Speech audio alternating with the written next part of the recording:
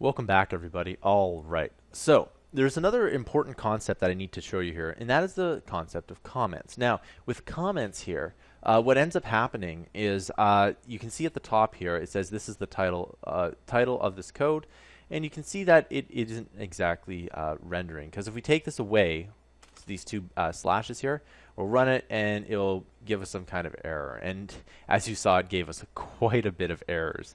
So I'm just going to go ahead and put those two back in.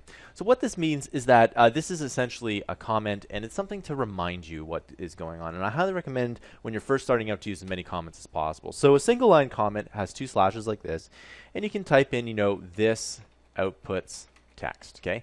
And you're thinking, well, of course it's text. Why would we bother to output that? Well, the reason is that if you're coding and you can go to lunch and forget, and that has happened to me several times where I've gone to lunch and I've come back and I've forgotten what I've done, and it's some complicated code, and I had spent like half an hour trying to figure out what I did.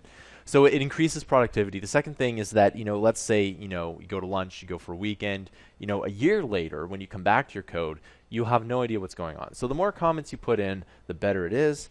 And there's a way you can put multi-line comments. So for example, what you can do is you can just push return a couple times, and then you can go ahead and type in slash and then star, and then star and then slash. Okay, and what this does is that this is a multi-line comment, and you can type in as much gibberish as you want here. But usually at the beginning of something you say, this is where we output text, okay? And you can put them on the side, you can put them above, wherever you want to. So that's up to you what you want to do there. I highly recommend using the comments, especially when you first start out.